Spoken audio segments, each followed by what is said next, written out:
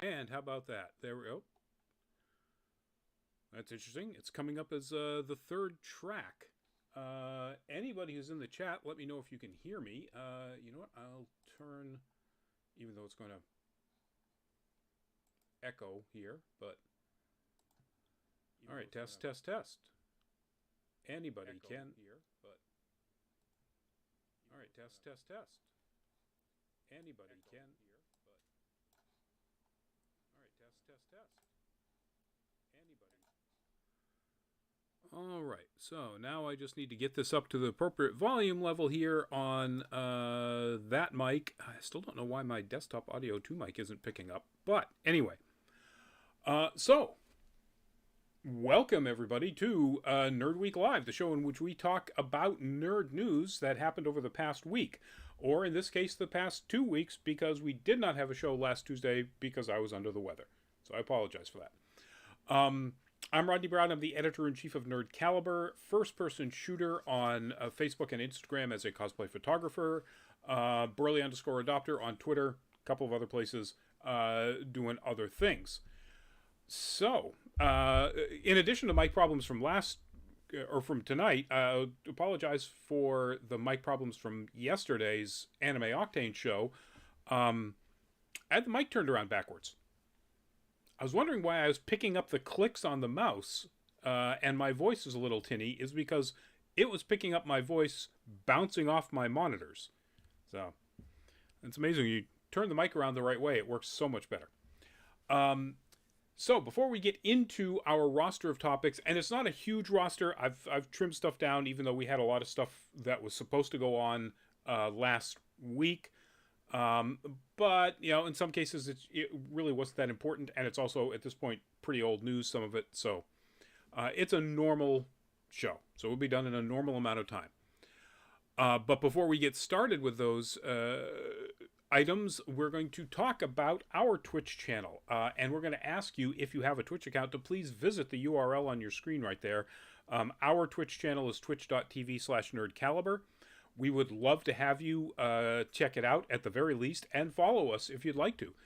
We stream there this particular show and all of our other live shows, as well as on Facebook Live and YouTube, and we'd love to build up those numbers there on the Twitches. So, let's start with the very first topic. And the very first topic is, unfortunately, a very sad one. This is Neal Adams in a photo, I'm guessing, taken within recent years. The news is, over the past weekend, Neal Adams died at the age of 80 from complications due to sepsis, according to the reports. Neal Adams, if you don't know, if you're not a big comic book fan and you tune in for other things, Neal Adams is one of the towering giants of comic book artists.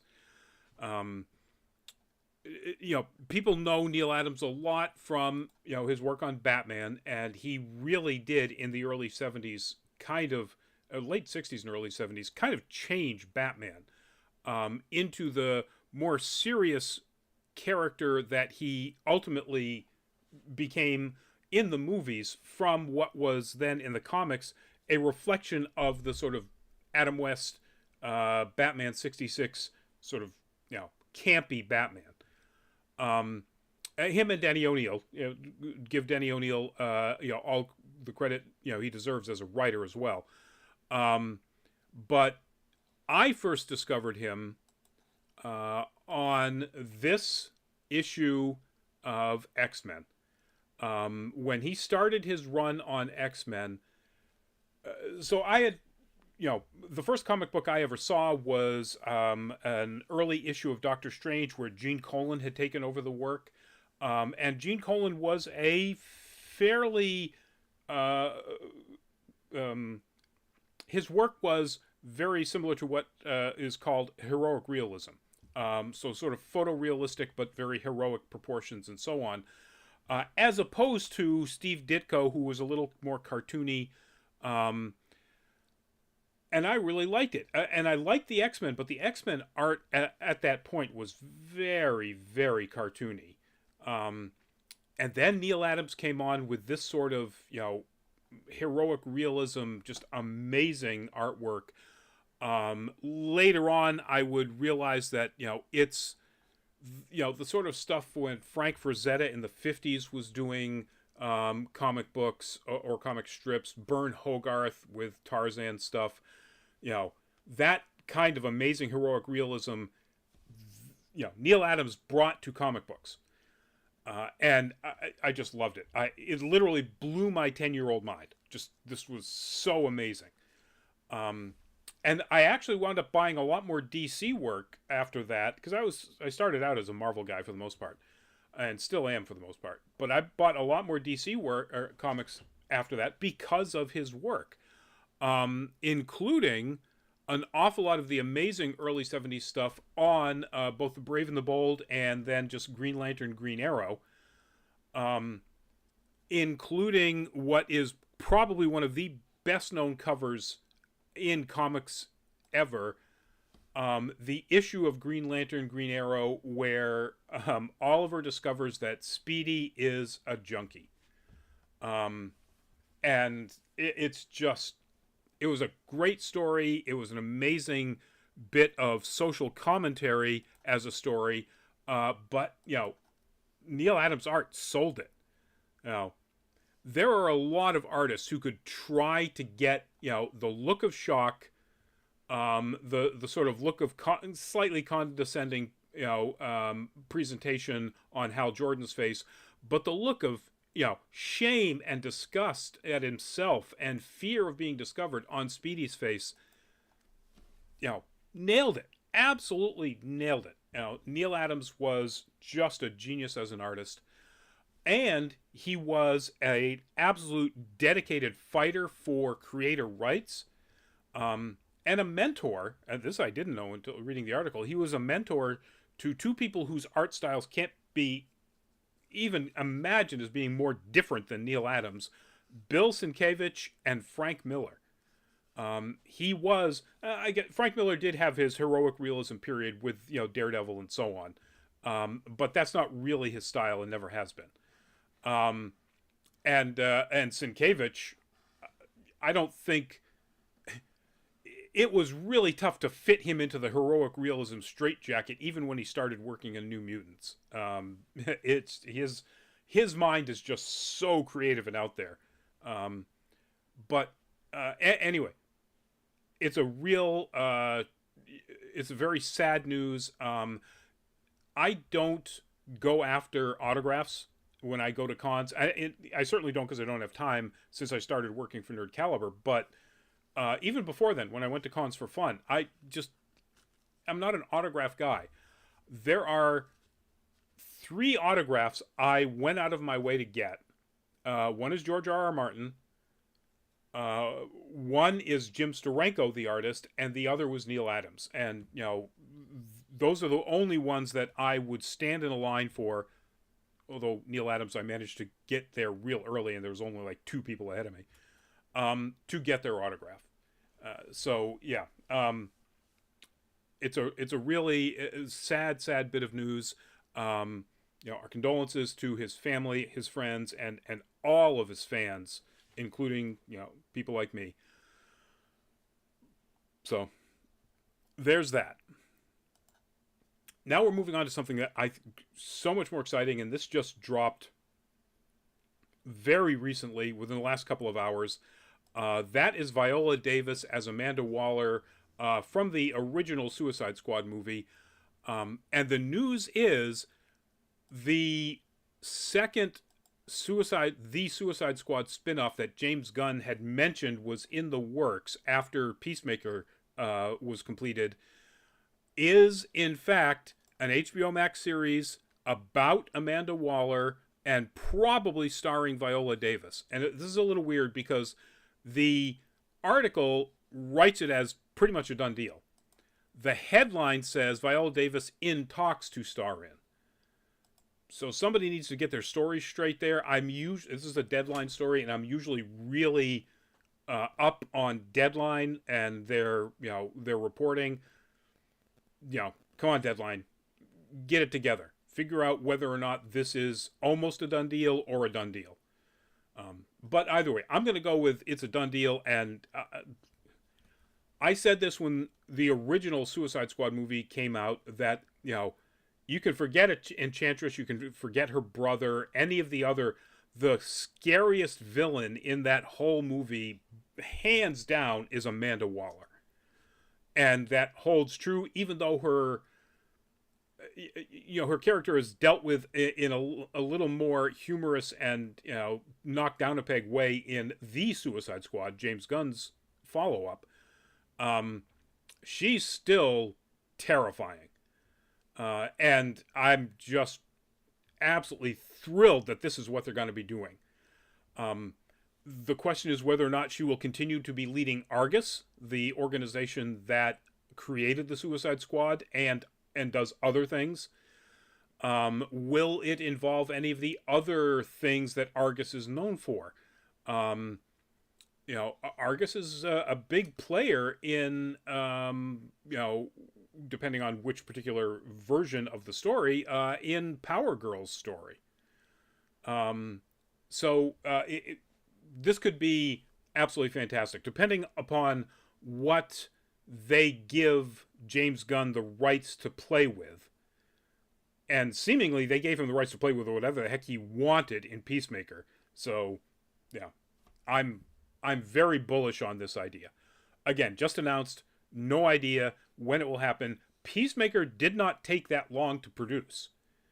So I'm really hoping that this is going to be something that, you know, drops on HBO Max in 2023. Now, fingers crossed. But yeah, can't wait to see more about this.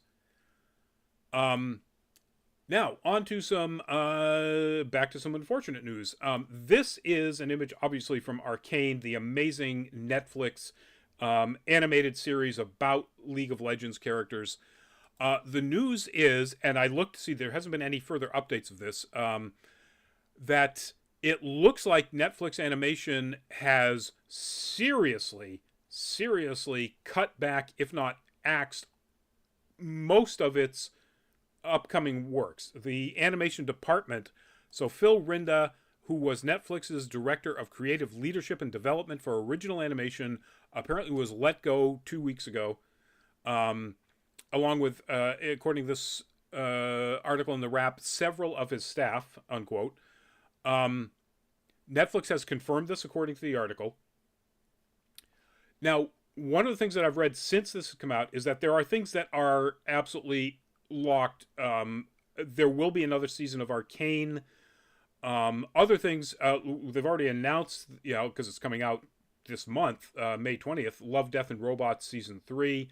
So some of the things that are really big hits for them, you know, that's not going to change right away. But, you know, there are things that have already been canceled. The adaptation of Bone, Jeff Smith's amazing, wonderful cartoon series and comic book series, it's done. It's not going to happen. There was, I can't remember the name of it. There was a series that was actually being written by Meghan Markle, of all people, that is not going to go forward.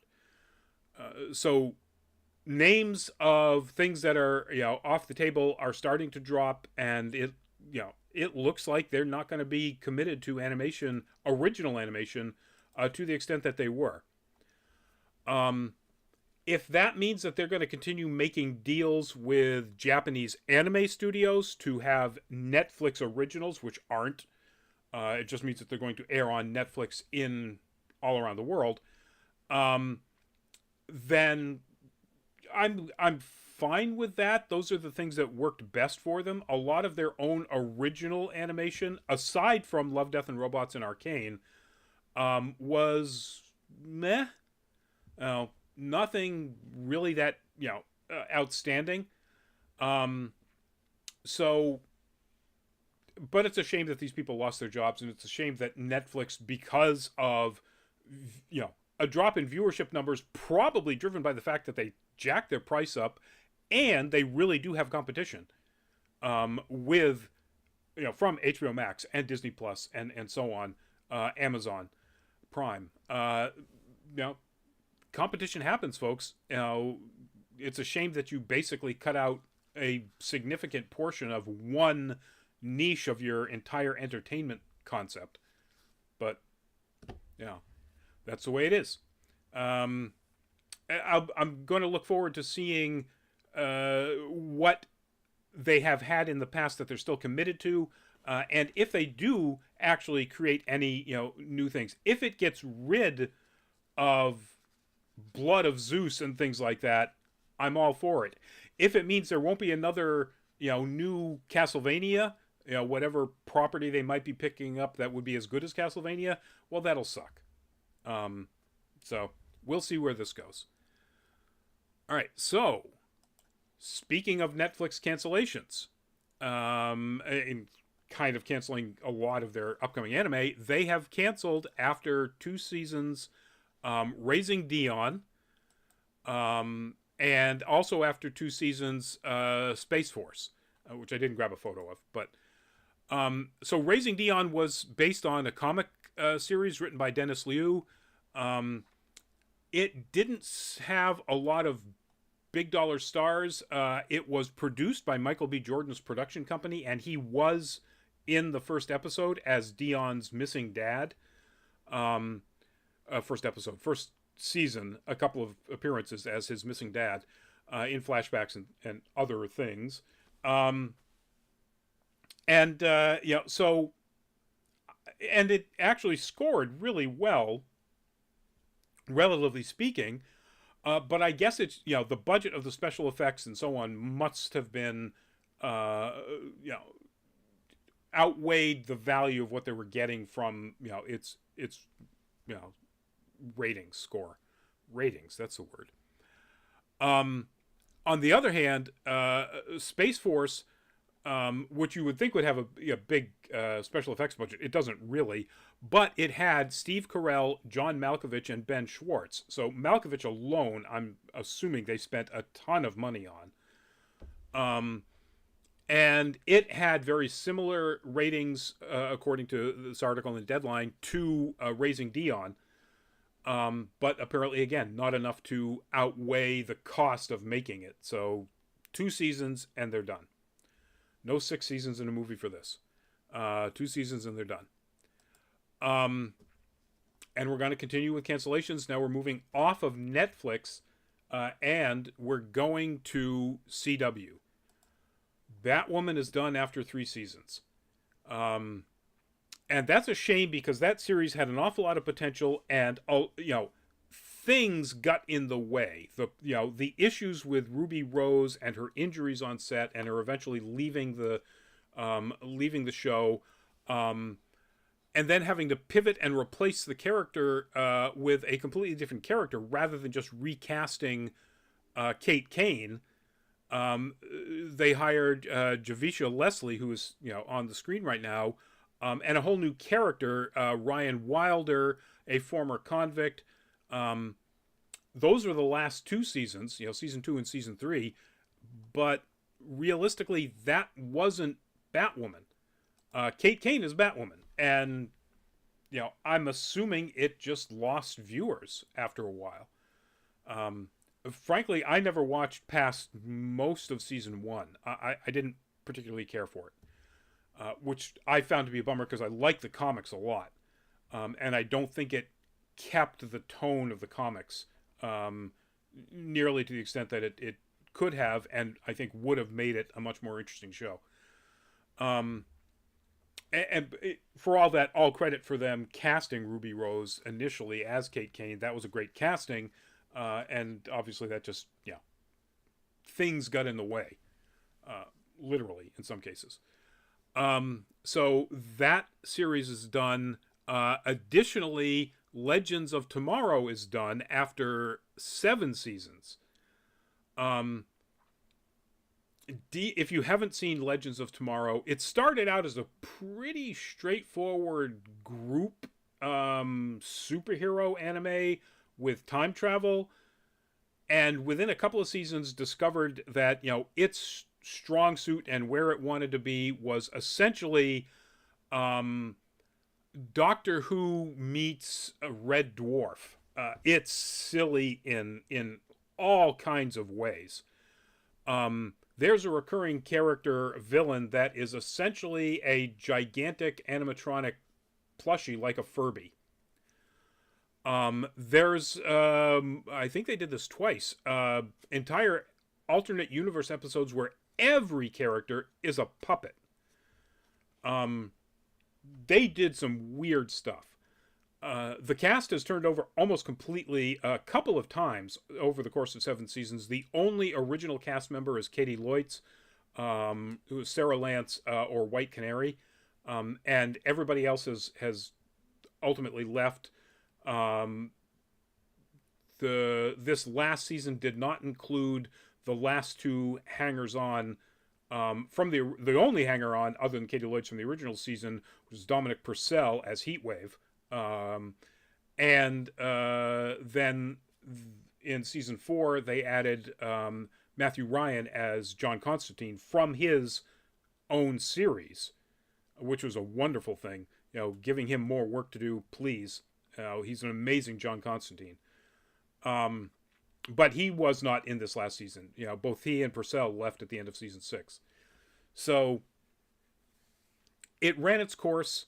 It found its audience. It gave them laughs and excitement. But that's it. It's done.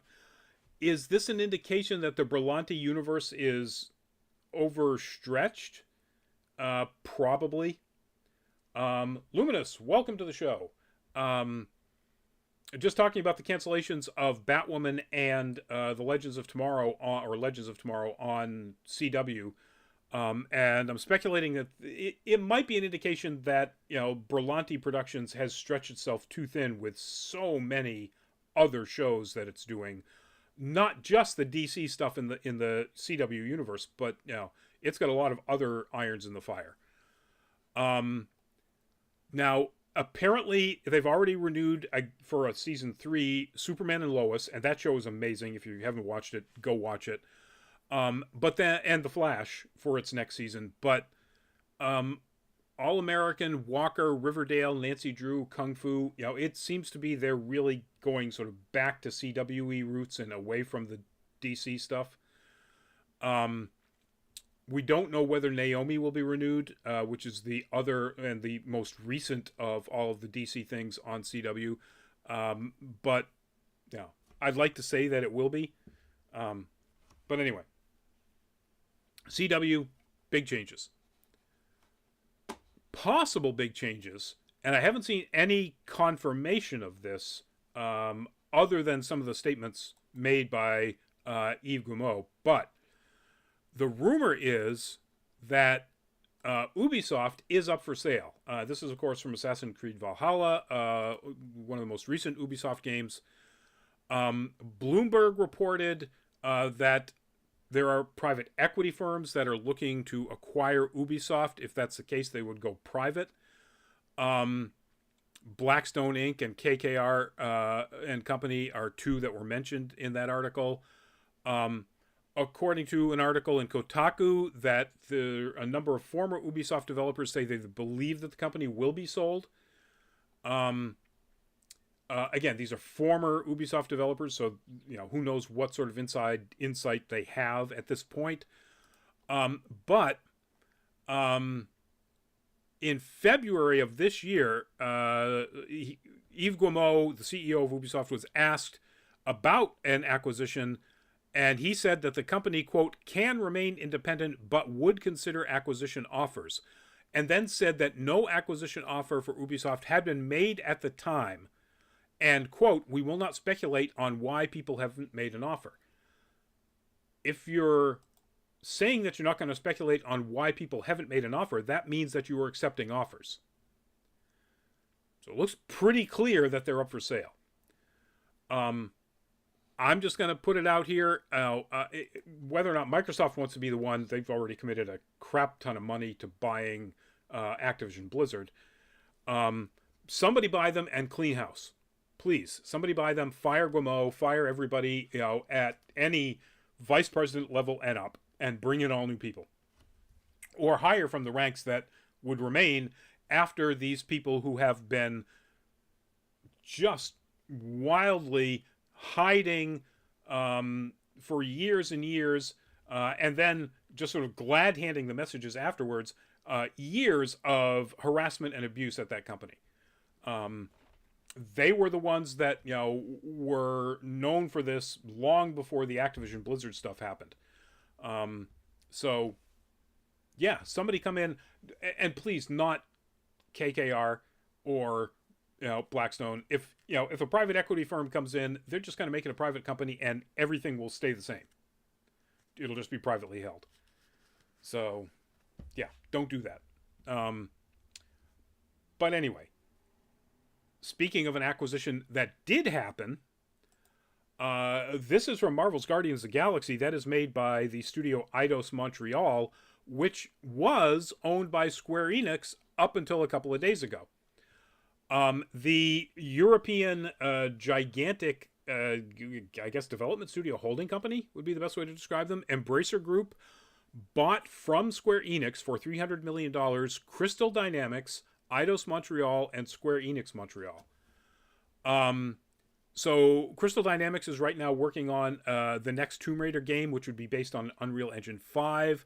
We already mentioned that Eidos Montreal made Marvel's Guardians of the Galaxy, which was way better received critically, and I'm assuming commercially, than Marvel's Avengers. Critics hated that. And Square Enix Montreal is apparently mostly known for mobile games, like Hitman Go, Lara Croft Go, Deus Ex Go. With these deals came the intellectual property that they were working on. So, Embracer has the intellectual property rights, owns it now, to Tomb Raider, Deus Ex, Thief, Legacy of Kain, and who knows what else. So, smart move on their part, I say. Whether or not you'll start seeing any sort of integration or, so they own also now, with all of the acquisitions they've done, Saber Interactive, Gearbox, Aspire Media, 3D Realms, Perfect World, and Cryptic Studios, which makes MMOs, Beamdog, Dark Horse Media. They, and a lot of the other companies that were under THQ Nordic, which is what they originally bought. So there's a potential for an awful lot of moving this intellectual property around to different studios and having them develop different things under it. Not just mobile games, although that's there too. So it'll be interesting to see where they go with this and whether or not they do start like shuffling out more Tomb Raider titles as different types of games. Or Deus Ex, or what have you. I don't see anything in there that would make, even though they do own a studio that makes MMOs, that would make necessarily an MMO. I don't think there's enough of a world. Tomb Raider is Earth, so. But it'd be interesting to see where they take any of this. All right, our next topic is, this is obviously from the Disney Plus Marvel series Hawkeye. The news is that the main director of Hawkeye, Rhys Thomas, has been hired by Sony Pictures to be the director of the upcoming live-action Robotech movie. Script was written by Markham and Holloway. It's also been rewritten once. The production, the producers, executive producers are these Mark Canton and Gianni Nannari.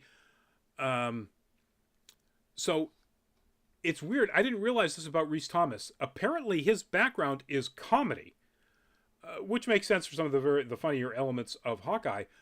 But he was a director on Saturday Night Live, and he co-created and directed many of the episodes over the 4 seasons, or the 3 seasons up to this point, of Documentary Now, which has been nominated for 4 Emmys. He co-created it with Fred Armisen, Bill Hader, and Seth Meyers, all Saturday Night Live alums. So, Does that mean that Robotech is going to be a comedy? I doubt it. It will probably have humorous elements, but Hawkeye wasn't a comedy. Hawkeye certainly had its very, very emotionally impactful and tragic parts of its story. The other thing that makes me a little unsure about this, the production company, this Canton Nunari Productions, primarily is known for 300. Okay. And the one of the worst pieces of garbage niche entertainment I've ever seen, the movie Immortals. Mickey Rourke in a Venus flytrap helmet, and it's, if I had watched that whole I couldn't watch after 15 minutes of it. If I had watched that whole thing, I probably would have hated Henry Cavill so much I never would have watched Man of Steel or Witcher or anything after that. So the fact that these guys produced that just unwatchable piece of dreck, that doesn't make me really confident. Now, maybe as producers, they're just going to sit back and go, hey, these guys have written something. You did really well with Hawkeye. Do whatever you want. Let's hope. But we announced, I think we talked about it when they announced that they were doing a Robotech, and that was a while ago. That was many, many months ago. So it's taken them a while to get their director. But they do have a script that has gone through 2 revisions, and so hopefully they'll start production relatively soon. This might be an early 2024 thing. But in this article, there's absolutely no speculation about when it's going to happen. So in the recent CinemaCon stuff, so CinemaCon is an event where it's literally where movie studios go and present all the stuff that they're working on to cinemas, to theaters, and theater owners and theater owner groups. And because of that, it's a closed event. Some press can be there, but you can't film anything. And they will put out press releases around it. But any of the stuff that they show, you're not going to see. But some of the things that came out of it was they did confirm, Sony will be doing a Venom 3. That was confirmed. Sony will be doing a Ghostbusters Afterlife sequel. They've confirmed that. And this piece of Spider-Man adjacent movie news, that is the Latin hip-hop artist Bad Bunny, and the news is that he is going to be starring as El Muerto, aka Juan Carlos, a Spider-Man character who fought alongside Spider-Man after he actually fought Spider-Man in a charity event and almost unmasked him, because he is super powered. He is super, super strong. I'm not saying he's Bane, because he doesn't have juice running through his veins, but look at the design. He's a Latin wrestler-inspired death mask wearing. He's Bane. So come on. Honestly, this character apparently appeared when I was not reading comics, and I didn't even know it existed, or he existed. So why, particularly on the strength of Mobius, why would you do something? Why would you make a movie with a character so not well known? Apparently it's on the strength of Bad Bunny's performance in the movie Bullet Train, which has not yet come out, but is kind of starring everybody that you've ever heard of. And Sony was like super excited because of that performance. And they decided they wanted him to have a starring vehicle. It made sense for them to find something in the Spider-Man universe. Maybe they're going to use this to round out their not Sinister Six team that apparently already has Mobius and the Vulture on it. Who knows? And maybe we'll have Venom on it. I don't know. So Yeah, I know nothing about the character, so I can't say whether or not I'm excited about this. I also don't really follow Latin hip hop, so meh. You know, if Mobius is any indication as to the quality of what they're willing to put out, I'm not confident. Um, but it also could just be an absolute sleeper hit. It could be the right combination. Who knows?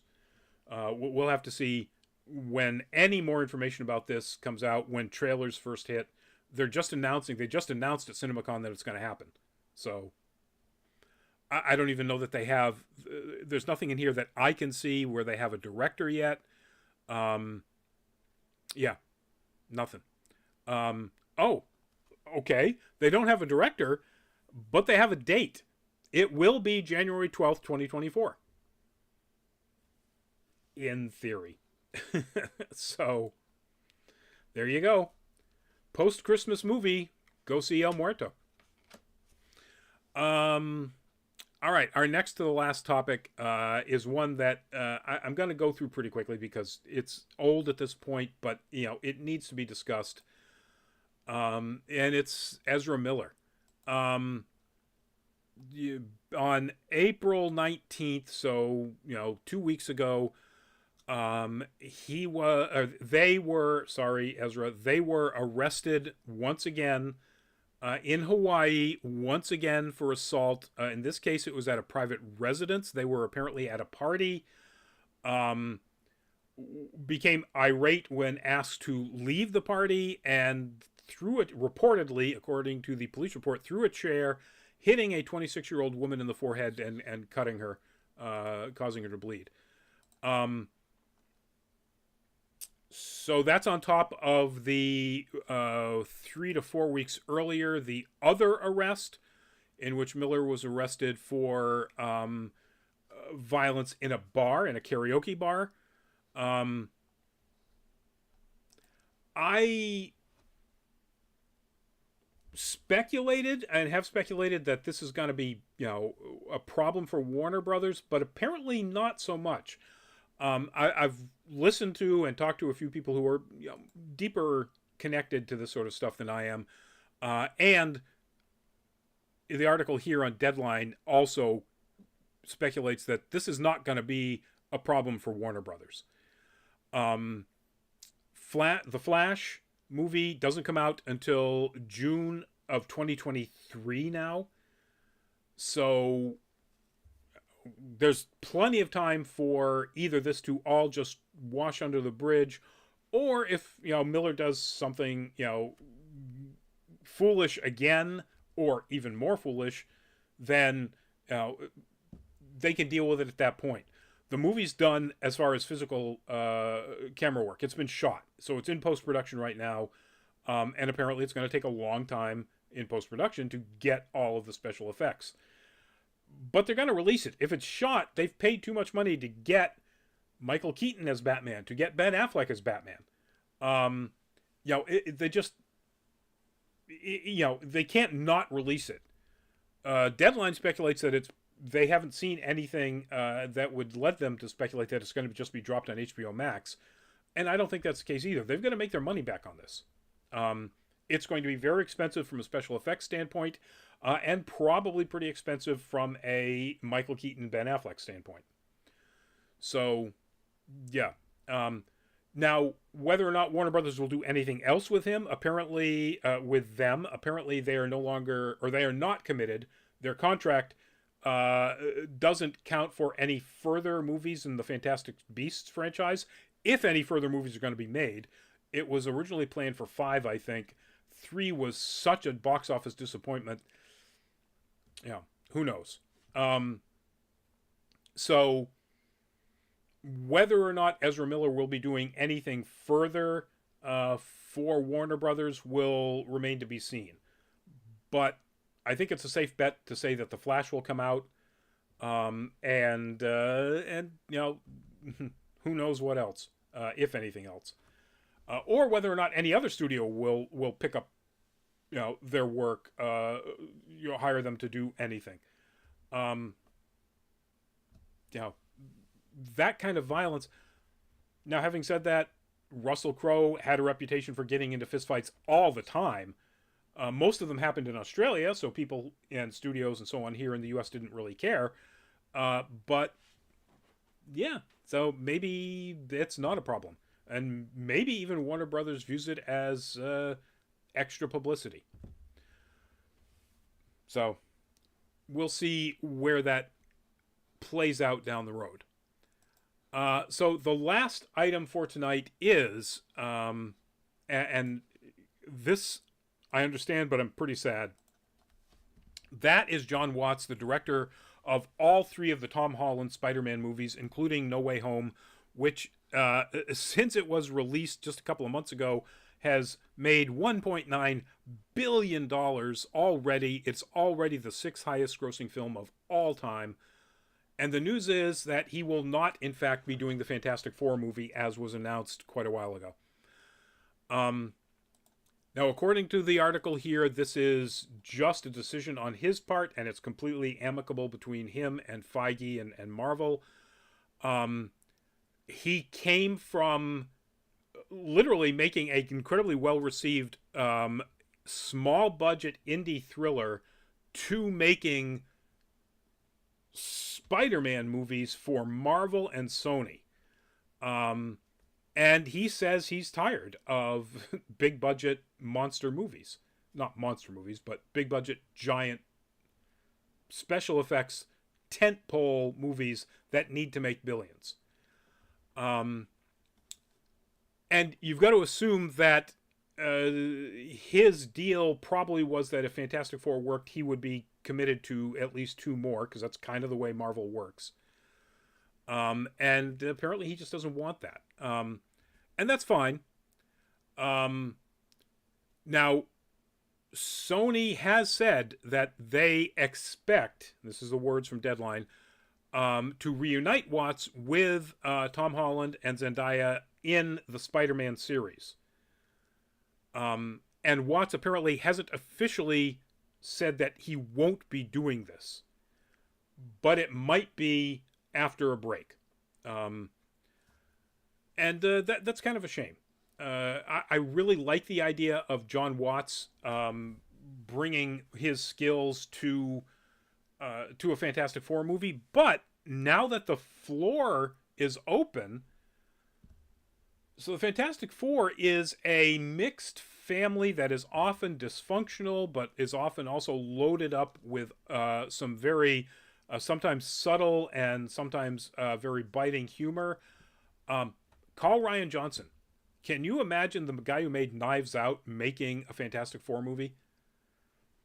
Now, I put that out on Twitter and actually, added Marvel Studios and Rian Johnson, and neither of them have replied to me. So, I'm thinking that they're either just taking this idea and running with it quietly, or they didn't notice my tweet and don't care. So I that would be my suggestion. Now, granted, you might find somebody who's like Jon Watts was, a super talented indie director. Bring them up, by their bootstraps, etc., etc. But you've also got a really known talent in Rian Johnson, and sometimes the indie movie stuff doesn't work. I love the cinematography in the Eternals, but Chloe Zhao missed the boat by a lot with the Eternals.